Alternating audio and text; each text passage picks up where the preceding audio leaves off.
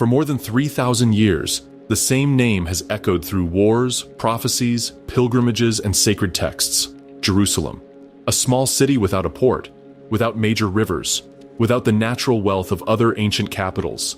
And yet, no other place has concentrated so much religious, symbolic, and political power in such a small space. For Jews, Christians, and Muslims, Jerusalem is far more than a point on a map. It is the stage where, according to biblical tradition, God met his people, where Solomon's temple stood in glory, where the smoke of daily sacrifices rose to the heavens, and where everything was eventually reduced to rubble by the armies of Babylon. But before temples, before walls, before kings, Jerusalem was simply a small Canaanite settlement built beside a spring hidden in the hills of Judea. In this documentary, we follow the story of that city from its origins, when it was merely a village on a rocky ridge, to its transformation into the city of David, and later, into the spiritual heart of the kingdom of Judah. We will see how geography, politics, and faith intertwined to turn a fortified settlement into the most sacred place in the biblical world. And we will do it by following the account of the Bible, alongside what archaeology and ancient texts have allowed us to piece together. This is the story of how Jerusalem was born. The hill, the valley, and the spring. In the Judean highlands, between the Mediterranean coast and the Dead Sea, a crescent-shaped ridge rises above a deep valley. This is the Kidron Valley, and the ridge that borders it to the west would one day be called Mount Zion. The landscape is harsh, rocky, and unforgiving. Summer heat bakes the limestone hills, and winter rains carve deeper channels into the ancient stone. But at the base of this ridge, something remarkable exists: a spring, the Gihon Spring. In a region where water means life and death, where settlements thrive or die based on access to fresh water, this spring flows year-round. Archaeological surveys show that water from the Gihon produces about 600 to 1,000 cubic meters per day during the rainy season, dropping to about 200 cubic meters in summer. The spring emerges from a cave in the Kidron Valley, on the eastern slope of the ridge. This location presented both advantage and challenge. The advantage: permanent, reliable water. The challenge: the spring sat outside any natural defensive position, vulnerable to enemies and raiders. Around 3000 BCE, the first permanent settlers arrived at this location. Evidence from excavations done by Kathleen Kenyon in the 1960s and Yigal Shiloh in the 1970s and 1980s revealed pottery and structures dating to the early Bronze Age. These first people built their homes on the narrow ridge directly above the spring, taking up an area of about 10 to 12 acres. The settlement was small, perhaps housing a few hundred people at most. The residents were Canaanites, part of the broader Semitic population that lived in the Levant during this period. They lived in simple stone houses with earthen floors, raised livestock, grew terraced gardens on the hillsides, and above all, organized their entire lives around access to the Gihon Spring. The Canaanites and their gods. The people who settled near the Gihon Spring belonged to Canaanite culture, which ruled the region for over 2,000 years. Canaanite civilization was not one unified empire, but rather a collection of city-states, each ruled by its own king, each with its own patron deity, yet sharing common language, religious practices, and social structures. Canaanite religion centered on a group of gods and goddesses. The supreme deity was El, often shown as an elderly bearded figure who led the divine council. His wife was Asherah, a mother goddess linked with fertility and the sea. Their son Baal, the storm god, held special importance in farming societies that depended on seasonal rains. Baal was believed to control weather, thunder, and the fertility of the land. Religious practice involved temple rituals, animal sacrifices, and offerings of grain, wine, and oil. High places, raised sites where altars were built, served as locations for worship. The Canaanites also practiced divination, seeking guidance from their gods through various means, including looking at animal organs and interpreting dreams. In the settlement that would become Jerusalem, the people likely worshipped this same Canaanite group of gods. No temples from this earliest period have been discovered in Jerusalem itself, but household shrines and religious objects found in excavations suggest home worship was common. Small figurines, possibly representing Asherah, have been found from later Bronze Age layers, showing the goddess cult remained active in the city for centuries. The social structure of these early Canaanite settlements followed clear levels. A king or local ruler held power, supported by a class of priests, scribes, and warriors. Below them were craftsmen, merchants, and farmers. At the bottom were servants and slaves. This structure would continue even as the city changed hands over the following thousands of years. The fortification of the water source. By about 1800 to 1700 BCE, during the Middle Bronze Age, the settlement near the Gihon Spring went through a dramatic change. What had been a modest village became a fortified city. The reason was strategic. The spring itself needed protection. Built massive defensive walls. These were not simple stone barriers, but complex fortifications built using the largest stones the builders could manage. Some of these foundation stones weighed 4 to 5 tons. The walls reached heights of about 8 meters, or roughly 26 feet, and were built in a method called stepped stone structure, where each layer of stone stepped slightly inward, creating a sloped profile that was difficult to climb. Most remarkably, the walls went down the slope toward the Gihon Spring, creating a protected corridor that allowed residents to access water even during siege conditions. This engineering achievement required moving huge amounts of stone and represented a massive investment of labor and resources. Why build such large fortifications for such a small settlement? The answer lies in geography and politics. The city sat on crucial north-south trade routes connecting Egypt with Mesopotamia, and east-west routes linking the Mediterranean coast with the Transjordan Plateau. Caravans carrying goods, merchants seeking markets, armies marching to war, all passed through this region. Control of the roads meant control of trade. Control of trade meant wealth and power. Also, the hill itself provided natural defenses. Steep slopes protected the settlement on 3 sides, with only the northern approach offering relatively easy access. By fortifying the northern wall and protecting the spring on the eastern slope, the Canaanites created a position that was genuinely difficult to attack. The city that emerged from these construction efforts was no longer a village. It had become a fortress, a defensible strongpoint in a volatile region where power constantly shifted between competing kingdoms. The Jebusite stronghold. The first written mention of Jerusalem appears in Egyptian texts known as the Amarna Letters, a collection of diplomatic letters discovered in 1887 at Tel El Amarna in Egypt. These clay tablets, written in Akkadian cuneiform script, date to about 1360 to 1332 BCE, during the reigns of the Egyptian pharaohs Amenhotep III and his son Akhenaten. Among these letters, 6 were written by a king named Abdi Hiba, who ruled a city he called Urusalim. The name Urusalim is generally understood to mean foundation of Shalem or founded by Shalem, with Shalem possibly being a Canaanite deity associated with dusk or the evening star.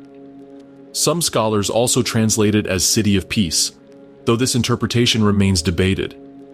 Abdi Hiba's letters paint a picture of a desperate vassal king trying to keep Egyptian support against attacking enemies.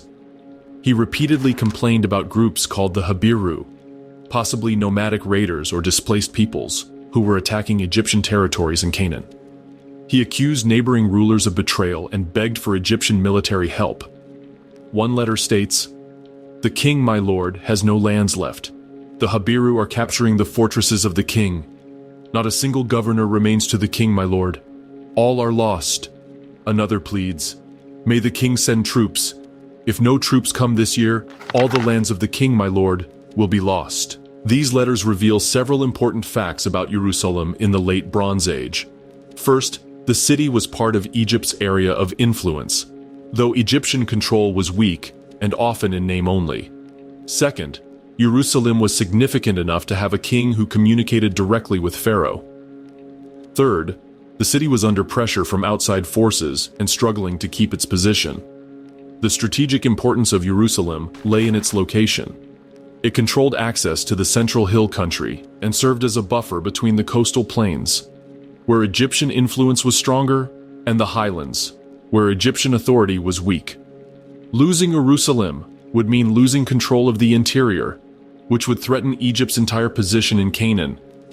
Despite Abdi-Heba's pleas, no evidence suggests Egypt sent the requested reinforcements. The city survived, but the Late Bronze Age was a period of decline for Jerusalem. The grand fortifications of the Middle Bronze Age fell into disrepair. The population decreased. The city became a shadow of its former self, holding on in an increasingly unstable world. The Jebusite stronghold. By the time the Israelites arrived in Canaan around 1400 BCE, the city had passed into the control of a Canaanite tribe called the Jebusites. The name Jebus became synonymous with the city during this period, though Jerusalem remained in use as well. The Jebusites are mentioned in biblical genealogies as descendants of Canaan, son of Ham, grandson of Noah. Little is known about Jebusite culture specifically, as they left no written records of their own, and are known only through references in Egyptian, biblical, and later texts.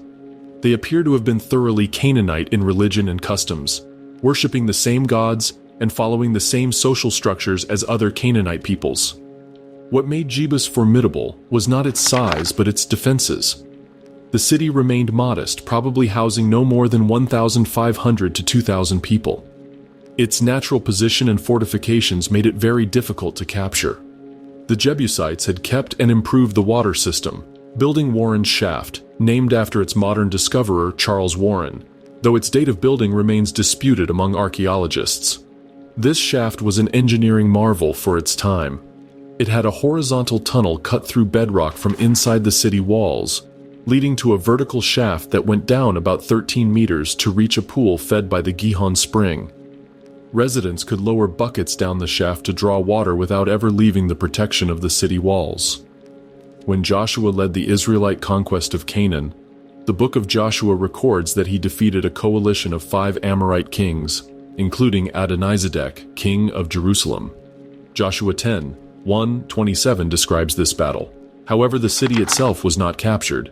Joshua 15:63 states explicitly, "As for the Jebusites, the inhabitants of Jerusalem, the people of Judah could not drive them out. So the Jebusites dwell with the people of Judah at Jerusalem to this day." The tribe of Benjamin also bordered Jebusite territory, and Judges 1:21 records a similar failure. But the people of Benjamin did not drive out the Jebusites who lived in Jerusalem. So the Jebusites have lived with the people of Benjamin in Jerusalem to this day. For about 400 years, from roughly 1400 to 1000 BCE, Jebus remained a Canaanite city surrounded by Israelite territory. It was an anomaly, a foreign city in the heart of the Promised Land, a reminder that the conquest was incomplete. The Jebusites were confident in their position. They had reason to be. Their walls had stood for centuries. Their water supply was secure. Their location was naturally defended. No army had successfully taken the city by force in living memory. Israel's need for a unified capital. The period of the Judges, spanning roughly 1400 to 1050 BCE, was marked by tribal disunity and repeating cycles of oppression and deliverance. The 12 tribes of Israel functioned more as a loose group than a unified nation. There was no central government, no standing army, no capital city. As the book of Judges repeatedly notes, in those days there was no king in Israel. Everyone did what was right in his own eyes. This scattered system proved weak when facing organized enemies. The Philistines, who had settled along the coastal plain, posed an especially serious threat with their superior military technology, particularly their control of ironworking. The demand for a king arose from this military pressure. Saul, from the tribe of Benjamin, became Israel's first king around 1050 BCE. His reign began with promise, but ended in tragedy. He set up his capital at Gibeah in Benjamite territory. However, Saul's later years were marked by instability, paranoia, and conflict with David, the young warrior from Bethlehem who had gained fame by defeating the Philistine champion Goliath. After Saul's death in battle against the Philistines around 1010 BCE, the kingdom split. The southern tribe of Judah crowned David as king in Hebron, while the northern tribes initially supported Saul's surviving son, Ishbosheth. Civil war followed. David's forces, led by his general Joab, gradually gained the upper hand. When Ishbosheth was killed by his own commanders, the northern tribes finally accepted David as king over all Israel around 1003 BCE. David now ruled a united kingdom, but he faced a significant problem. Where should the capital be? Hebron, where David had ruled over Judah for 7 years, was unacceptable to the northern tribes. It lay in Judah's heartland and would be seen as a southern capital. Any city from Benjamin or Ephraim would face similar objections from the south. The tribal rivalries that had fractured the kingdom once could easily do so again if the capital seemed to favor one tribe over the others. David needed neutral ground, a city that belonged to no tribe, a city he could claim through conquest and establish as his own, serving as capital of all Israel without triggering tribal jealousy. His eyes turned to Jebus. The Jebusite city sat on the border between Benjamin and Judah, claimed by neither, controlled by neither. It was centrally located, easy to defend, and most importantly, it was foreign territory. If David could conquer it, the city would be his by right of conquest, not an inherited tribal possession. The decision was brilliant strategy. Jerusalem, as David would rename it, would be the city of David first, and only secondarily the capital of Israel. This distinction would prove crucial in unifying the kingdom. The conquest of the water tunnel. Around 1003 BCE, David assembled his army and marched on Jebus. The city's defenders were confident.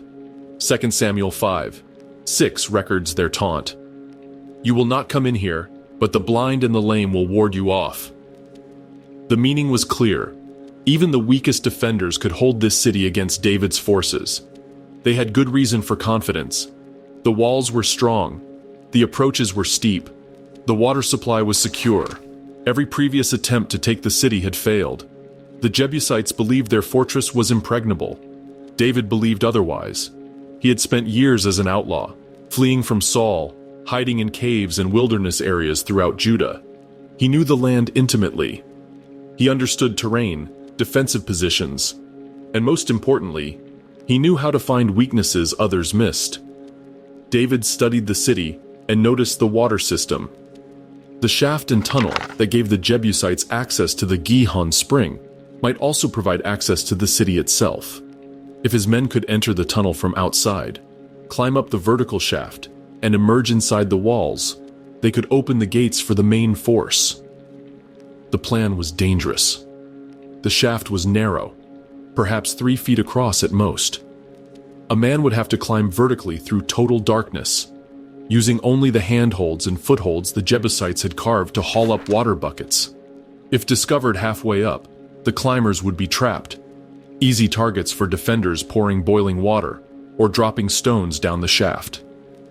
David made the mission irresistible by offering the position of commander of his army to whoever led the assault. 2 Samuel 5:8 records David's words, "Whoever would strike the Jebusites, let him get up the water shaft to attack the lame and the blind, who are hated by David's soul." Joab, son of Zeruiah, David's nephew and already a proven warrior, accepted the challenge. 1 Chronicles 11:6 confirms, "Joab the son of Zeruiah went up first, so he became chief."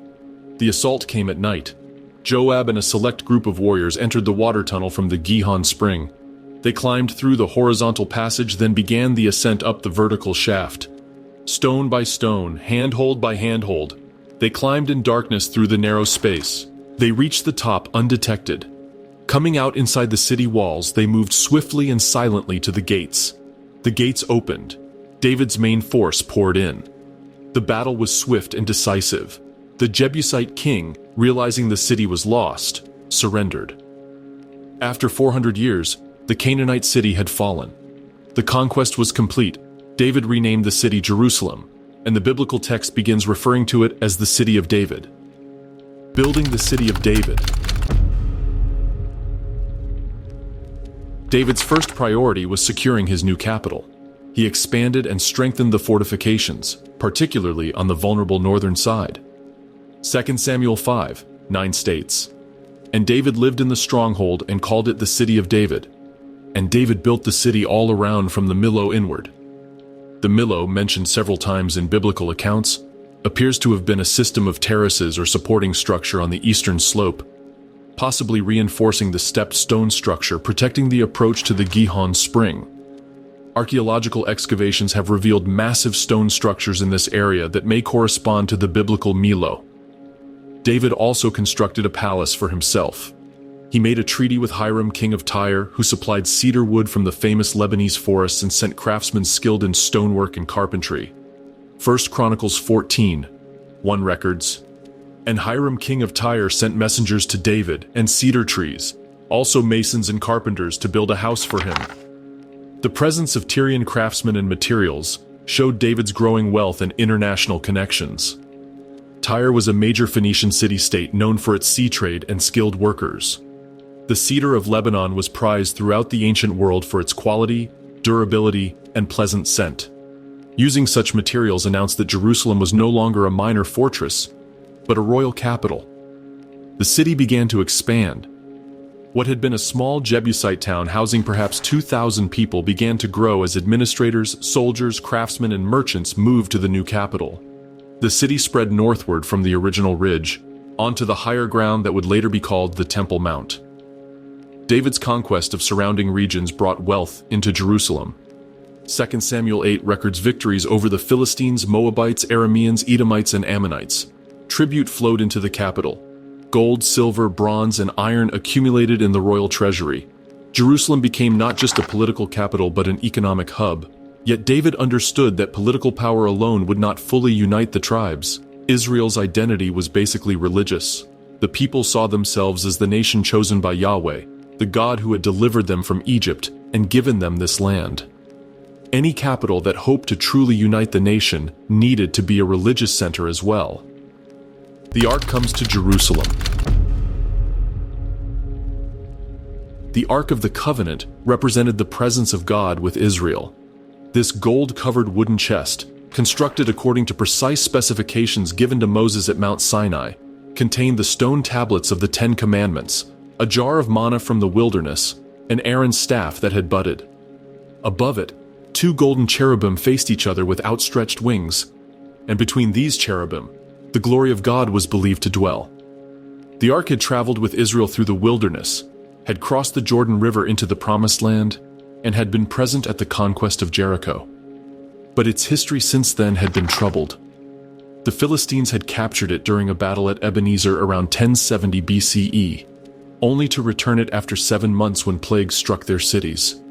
It had then sat in Kiriath Jearim, a town about 9 miles northwest of Jerusalem, largely forgotten for decades.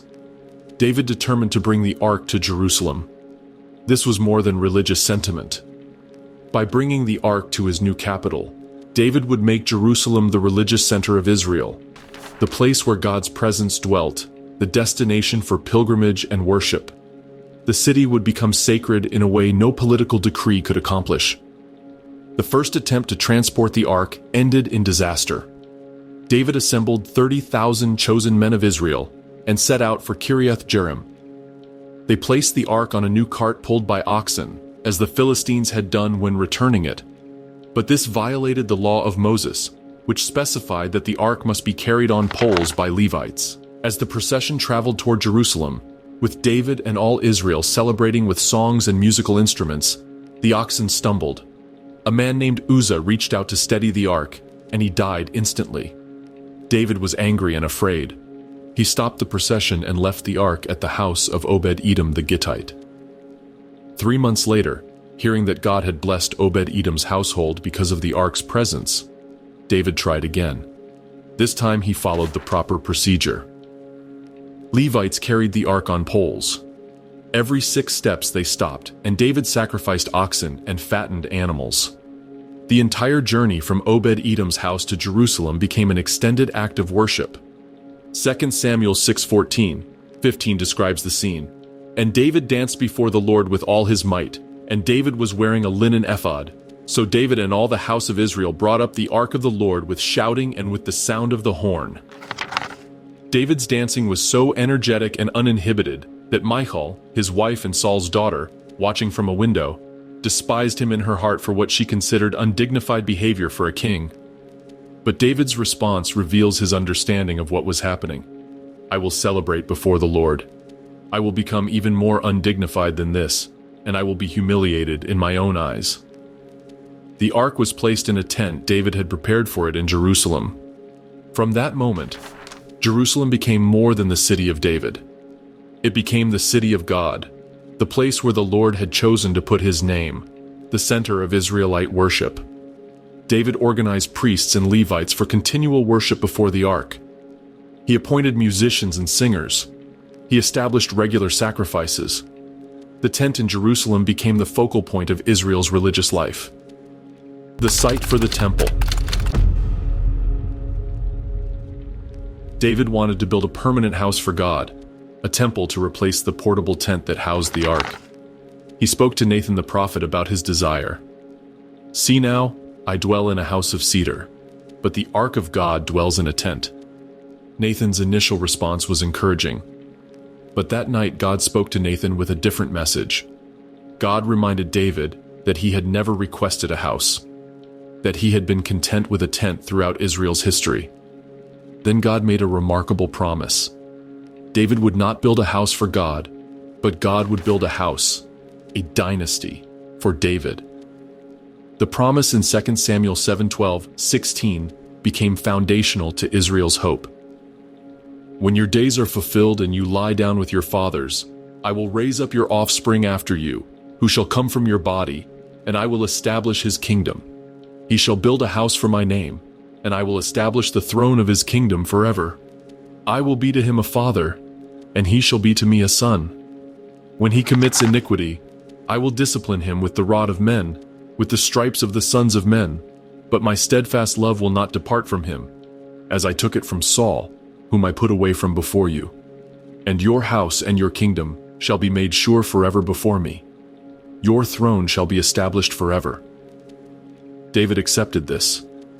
He would not build the temple, but he would prepare for it. 1 Chronicles 22:5 explains his reasoning.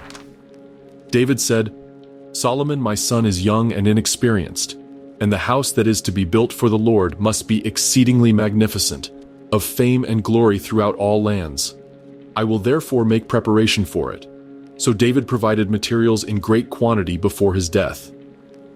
The location for the temple was revealed through judgment. 2 Samuel 24 records that David, motivated by pride, ordered a census of Israel's fighting men.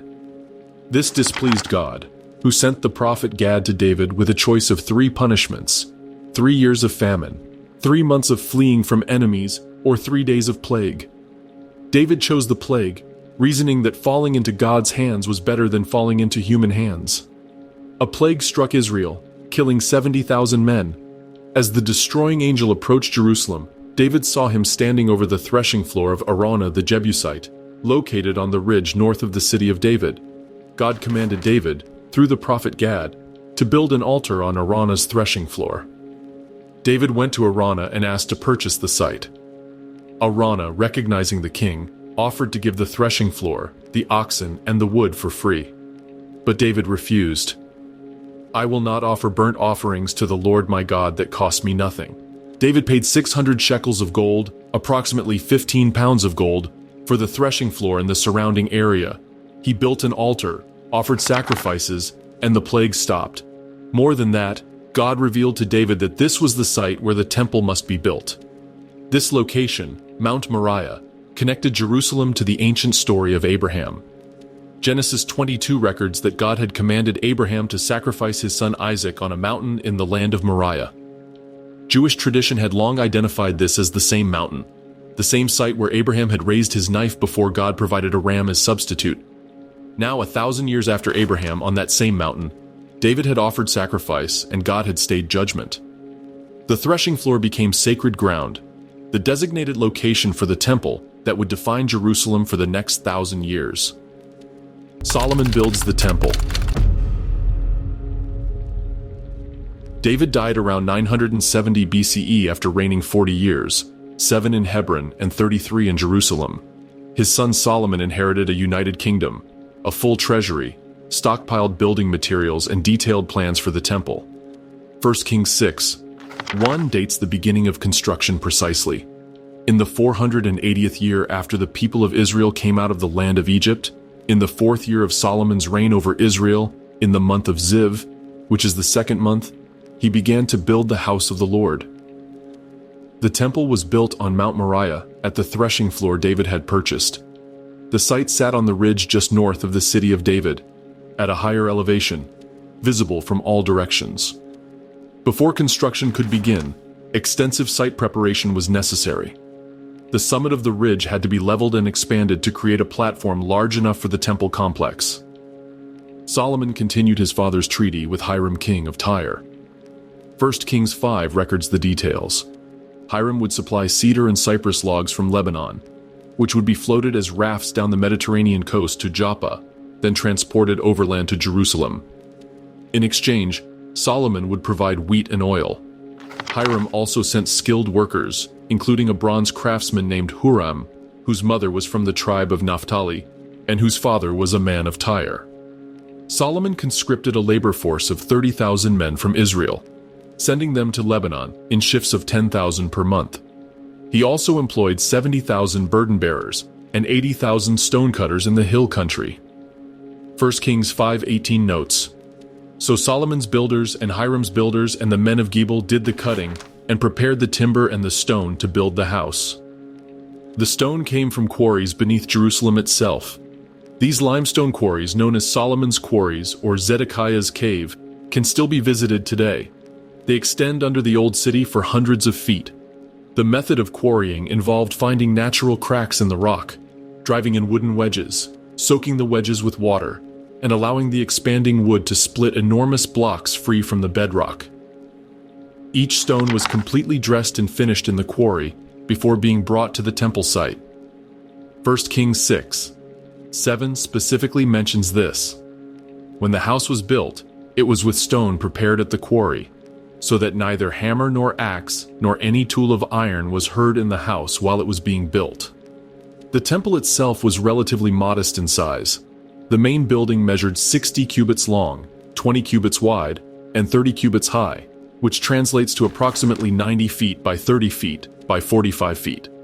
For comparison, the tabernacle in the wilderness had been half these dimensions. The temple was essentially a permanent version of that portable structure, built to the same basic design but doubled in size and constructed with the finest materials available. The building was divided into two main rooms. The larger room, 60 feet long, was called the Holy Place. Only priests could enter here to perform daily rituals. The smaller room, forming a perfect cube 30 feet in each dimension, was the Holy of Holies, accessible only to the high priest on the Day of Atonement. The floors were made of cypress wood.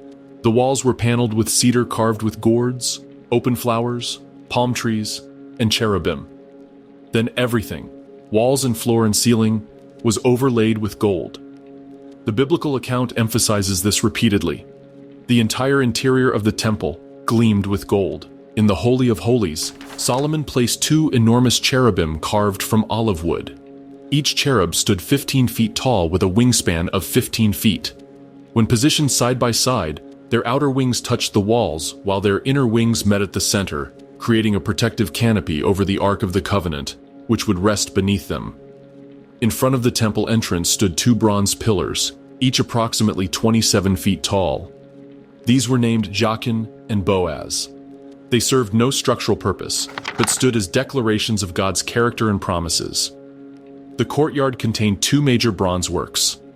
The altar of burnt offering, where daily sacrifices would be made, was made of bronze measuring 30 feet by 30 feet and 15 feet high.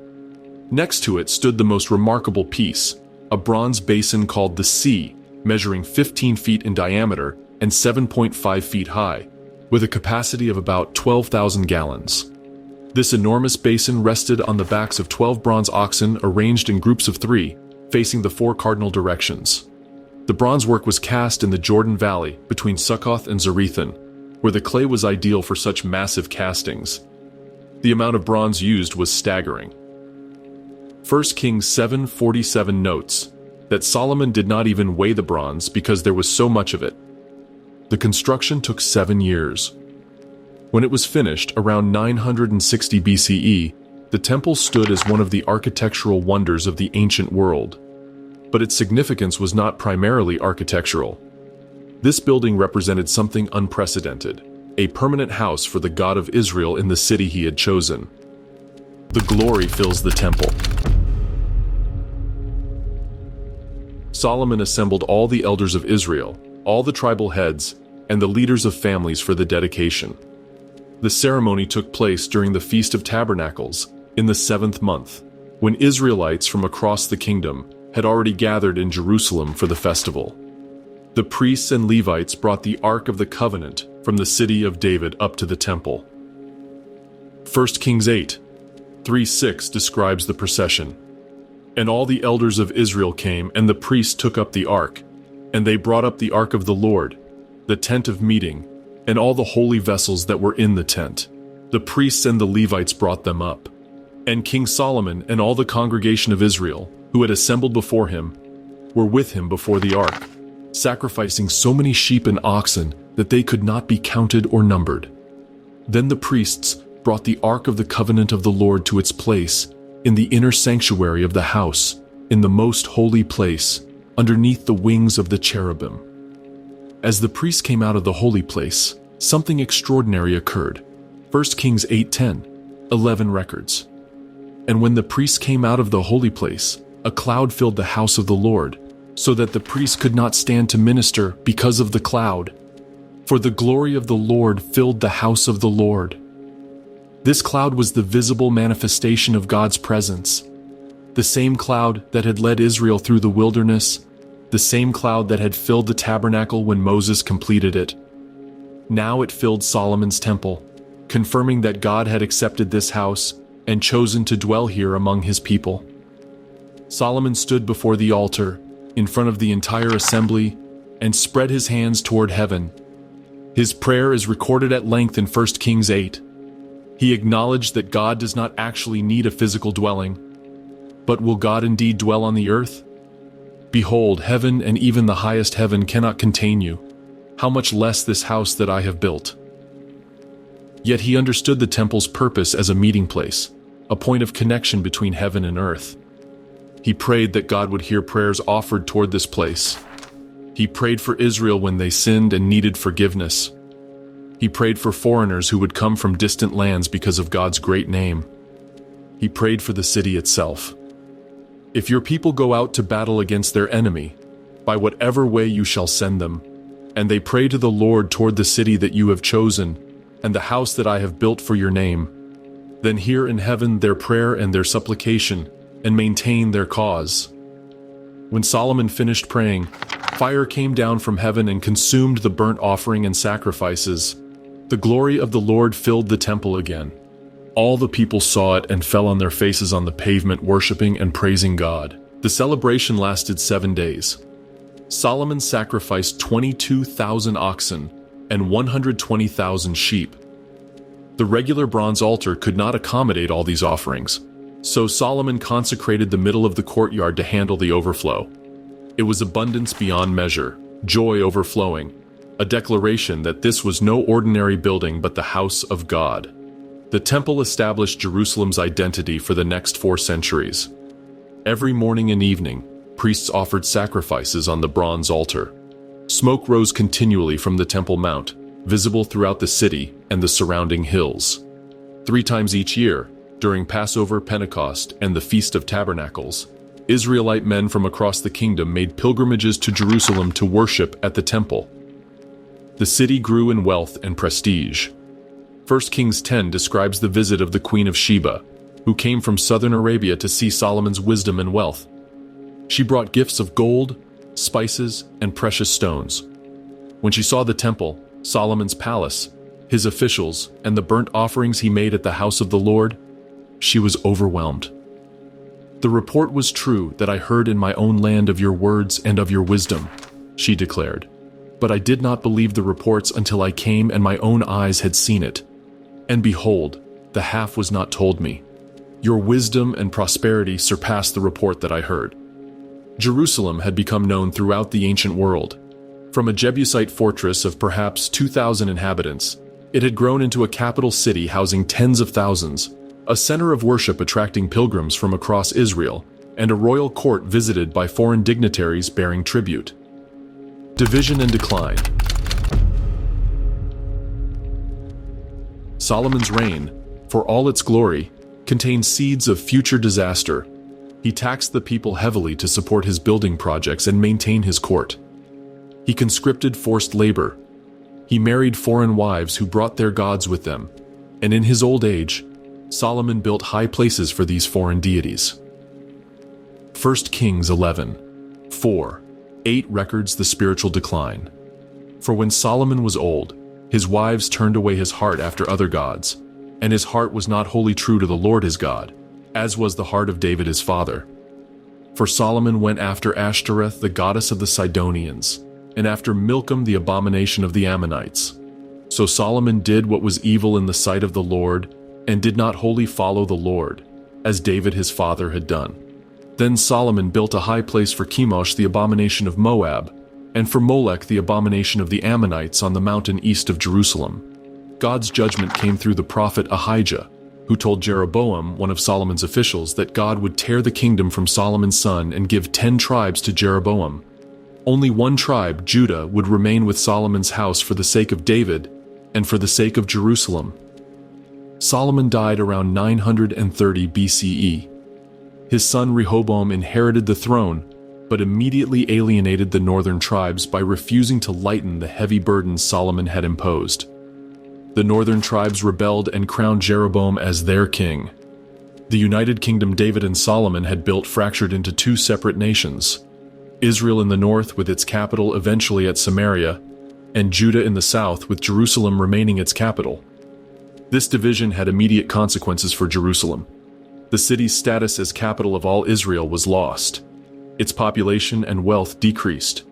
The northern kingdom, larger and more populous, established its own worship centers at Dan and Bethel to prevent its citizens from making pilgrimages to Jerusalem.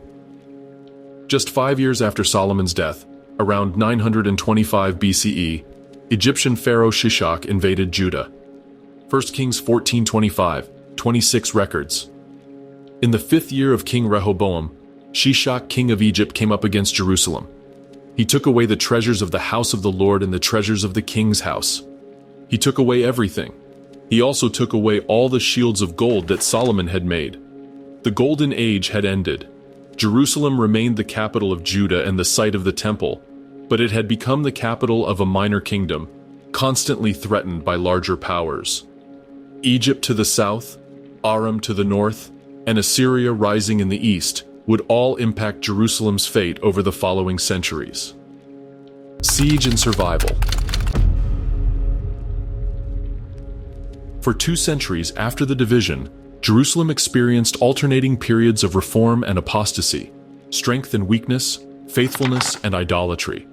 Some kings of Judah, like Asa and Jehoshaphat, removed foreign altars and sought to restore proper worship. Others, like Ahaz, introduced foreign religious practices even into the temple itself. In 722 BCE, the Assyrian Empire conquered the northern kingdom of Israel, destroyed Samaria, and deported much of the population. Refugees fled south to Judah, many settling in Jerusalem. The city's population swelled. Archaeological evidence shows that Jerusalem expanded dramatically during this period, spreading westward onto the western hill, with new fortification walls constructed to protect the growing population. King Hezekiah, who reigned from approximately 715 to 686 BCE, undertook major reforms. He removed the high places where people had been sacrificing outside Jerusalem. He destroyed the bronze serpent Moses had made in the wilderness, which people had begun worshipping. He cleansed the temple of foreign elements and restored proper worship. 2 Kings 18:5 declares, "He trusted in the Lord, the God of Israel, so that there was none like him among all the kings of Judah after him, nor among those who were before him." But Hezekiah's faithfulness did not prevent Assyrian invasion. In 701 BCE, Sennacherib, king of Assyria, swept through Judah with a massive army, conquering 46 fortified cities and besieging Jerusalem. The Assyrian records, Preserved in cuneiform inscriptions, boast of this campaign. The Taylor Prism, discovered in 1830, records Sennacherib's words. As for Hezekiah the Judean, who did not submit to my yoke, 46 of his strong walled cities, as well as the small cities in their neighborhood, which were without number, I besieged and took. As for Hezekiah, I shut him up like a caged bird in Jerusalem, his royal city. Jerusalem was completely surrounded. No supplies could enter. Sennacherib's officials stood before the walls and shouted propaganda to the defenders, trying to undermine their confidence. They mocked Hezekiah's faith. Do not let Hezekiah deceive you, for he will not be able to deliver you out of my hand. Do not let Hezekiah make you trust in the Lord by saying, the Lord will surely deliver us, and this city will not be given into the hand of the king of Assyria. Hezekiah had prepared for this siege. He had constructed one of the most remarkable engineering projects in ancient Jerusalem, a tunnel to bring water from the Gihon spring inside the city walls to a pool on the opposite side of the ridge. This tunnel, now called Hezekiah's Tunnel, was carved through 1,750 feet of solid bedrock by two teams working from opposite ends, meeting in the middle with remarkable precision. An inscription discovered in the tunnel in 1880 describes the completion, and this is the account of the breakthrough. While the hewers were still working with their picks, each toward the other, and while there were still 3 cubits to be broken through, the voice of a man was heard calling to his counterpart, because there was a crack in the rock on the right-hand side. And on the day of the breakthrough, the hewers struck each man to meet his counterpart, pick against pick. Then the water flowed from the spring to the pool for 1,200 cubits, and the height of the rock above the heads of the hewers was 100 cubits. With water secured, Jerusalem could withstand a prolonged siege. But the situation seemed hopeless. The Assyrian army was the most powerful military force in the world. Every other city they had besieged had fallen. Hezekiah sent word to the prophet Isaiah asking for prayer. Isaiah's response was definitive. Thus says the Lord concerning the king of Assyria, he shall not come into this city, or shoot an arrow there, or come before it with a shield, or cast up a siege mound against it. By the way that he came, by the same he shall return, and he shall not come into this city, declares the Lord. For I will defend this city to save it, for my own sake, and for the sake of my servant David. That night, 2 Kings 19:35 records, the angel of the Lord went out and struck down 185,000 in the camp of the Assyrians. And when people arose early in the morning, behold, these were all dead bodies. Sennacherib lifted the siege and returned to Nineveh. His own records, while not mentioning the disaster, notably do not claim to have conquered Jerusalem. The city had survived. God had delivered his city and his temple, just as Isaiah had prophesied. The final judgment. Hezekiah's son Manasseh, however, reversed all his father's reforms. He reigned 55 years, from approximately 697 to 642 BCE, longer than any other king of Judah. And he used that time to lead the nation into idolatry worse than the Canaanites who had previously inhabited the land. He rebuilt the high places his father had destroyed.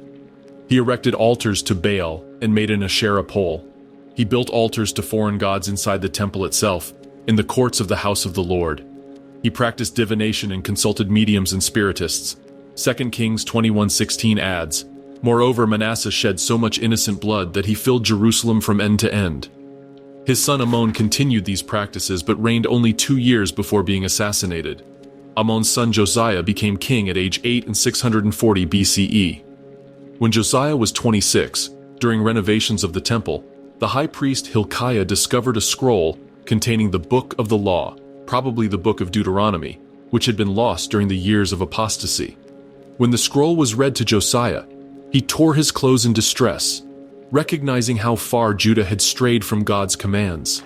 He instituted the most thorough reform in Judah's history. He destroyed all the high places, not just in Judah, but also in what remained of the northern territories.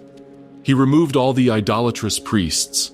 He defiled the high places where they had burned incense. He broke down the houses of the male cult prostitutes. He removed the horses dedicated to the sun god and burned the chariots. He destroyed the altars Manasseh had built in the temple courts. Most dramatically, he celebrated a Passover unlike any since the days of the Judges, 800 years earlier. 2 Kings 23, 21, 23 records. And the king commanded all the people, "Keep the Passover to the Lord your God, as it is written in this book of the covenant." For no such Passover had been kept since the days of the judges who judged Israel, or during all the days of the kings of Israel or of the kings of Judah. But in the 18th year of King Josiah, this Passover was kept to the Lord in Jerusalem. But the damage was done. The prophet Huldah, when consulted about the discovered scroll, declared that judgment was coming. "Therefore, behold, I will gather you to your fathers, and you shall be gathered to your grave in peace, and your eyes shall not see all the disaster that I will bring upon this place." Josiah died in battle against Pharaoh Necho of Egypt in 609 BCE. His son, Jehoahaz, reigned only 3 months before being deposed by the Egyptians. Jehoiakim, another son of Josiah, became king as an Egyptian vassal. The geopolitical situation was shifting dramatically. Assyria was collapsing. Babylon was rising. In 605 BCE, Nebuchadnezzar of Babylon defeated Egypt at the Battle of Carchemish, establishing Babylon as the dominant power in the region. Jehoiakim became a Babylonian vassal, but rebelled after 3 years. Nebuchadnezzar responded by besieging Jerusalem in 597 BCE. Jehoiakim died during the siege, and his 18-year-old son Jehoiachin inherited the throne. After reigning only 3 months, Jehoiachin surrendered to Babylon. Nebuchadnezzar took him captive along with 10,000 of Jerusalem's leading citizens, including craftsmen, smiths, and warriors. He plundered the temple and the palace, carrying away treasures. 2 Kings 24, 13 states, "And he carried off all the treasures of the house of the Lord, and the treasures of the king's house, and cut in pieces all the vessels of gold in the temple of the Lord, which Solomon king of Israel had made, as the Lord had foretold." Nebuchadnezzar installed Zedekiah, another son of Josiah, as king over what remained. Zedekiah swore loyalty to Babylon, but after 9 years, he rebelled. It was a fatal mistake. The destruction of Jerusalem. In January 588 BCE, Nebuchadnezzar's army returned to Jerusalem and began a siege that would last 2.5 years. The prophet Jeremiah, who was in the city, repeatedly urged surrender, declaring that God had decreed judgment and resistance was futile. For this message, Jeremiah was imprisoned and nearly killed as a traitor. The siege was brutal. Food supplies were cut off. Famine gripped the city. Lamentations 4, 9. 10 describes conditions.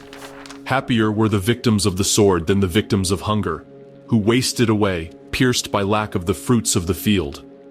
The hands of compassionate women have boiled their own children. They became their food during the destruction of the daughter of my people. In July 586 BCE, after 30 months of siege, the Babylonians breached the wall. Zedekiah and his army fled by night through a gate between the 2 walls by the king's garden, heading toward the Jordan Valley. But the Babylonian army pursued and captured Zedekiah in the plains of Jericho. They brought him before Nebuchadnezzar at Riblah in the land of Hamath. There they slaughtered Zedekiah's sons before his eyes, then put out his eyes and bound him with bronze shackles to take him to Babylon. The last thing Zedekiah saw was the death of his children. On the 7th day of the 5th month, in the 19th year of Nebuchadnezzar, about a month after the wall was breached, Nebuzaradan, the commander of the Babylonian guard, entered Jerusalem with orders to destroy it completely. 2 Kings 25, 8, 10 records. He burned the house of the Lord and the king's house and all the houses of Jerusalem. Every great house he burned down, and all the army of the Chaldeans who were with the captain of the guard broke down the walls around Jerusalem. The temple was systematically dismantled. The bronze pillars, Yachin and Boaz, which had stood at the entrance for over 400 years, were broken into pieces. The bronze sea was shattered. Every bronze article was carried to Babylon. The gold and silver articles that remained were taken. The building itself was burned.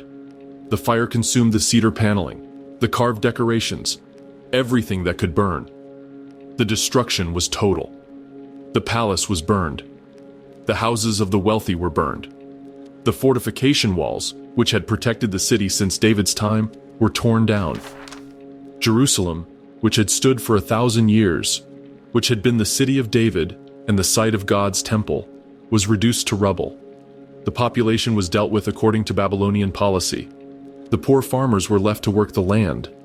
Everyone else, all who had survived the siege and famine, were bound in chains and marched nearly 900 miles to Babylon. 2 Kings 25, 11 states, "And the rest of the people who were left in the city, and the deserters who had deserted to the king of Babylon, together with the rest of the multitude, Nebuzaradan, the captain of the guard, carried into exile." The land that God had promised to Abraham was empty of Abraham's descendants. The city David had conquered was demolished. The temple Solomon had built was ashes and broken stone. The Ark of the Covenant, which had been the supreme symbol of God's presence with Israel, disappeared during the destruction and was never seen again.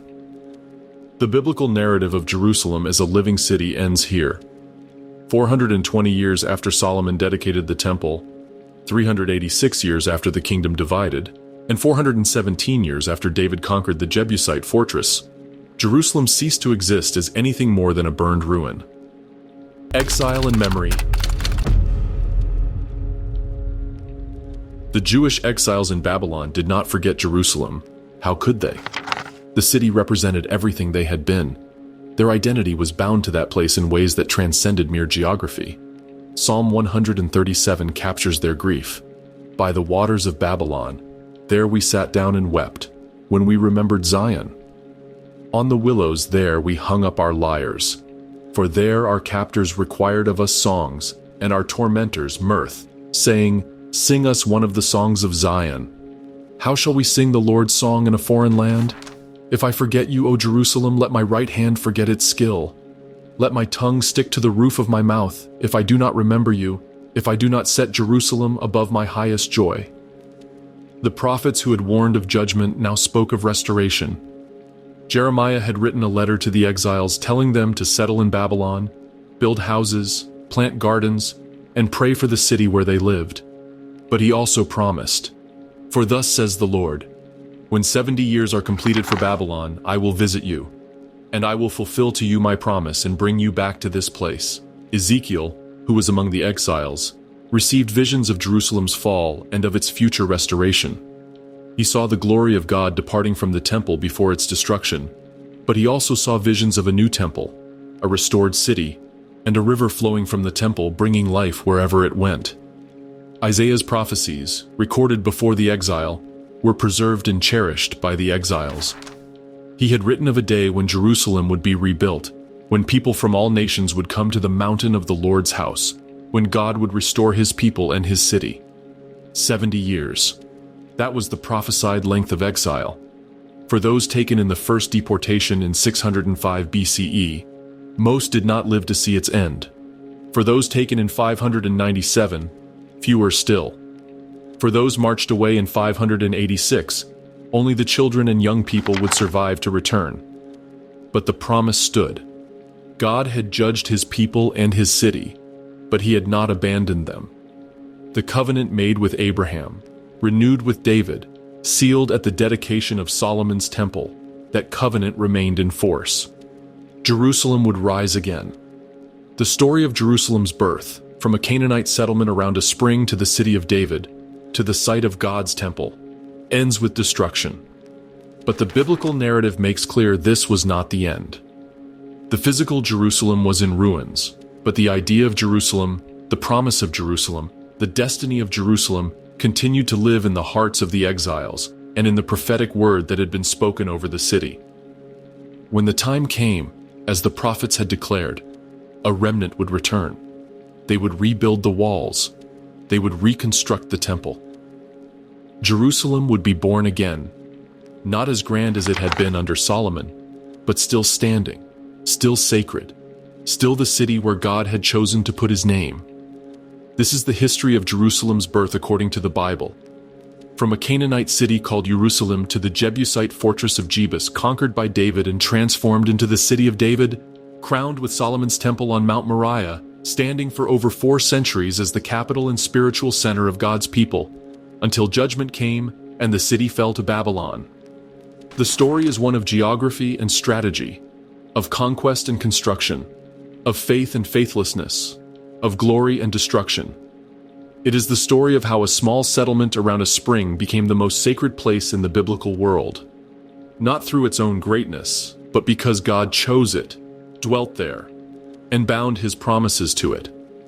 This is Jerusalem according to the biblical account, the city where heaven touched earth, where Abraham met Melchizedek and offered Isaac, where David brought the ark, where Solomon built the temple, where the glory of God dwelled among his people. A city that was destroyed but not forgotten, demolished but destined to rise again, lost for 70 years but never abandoned by the God who had chosen it.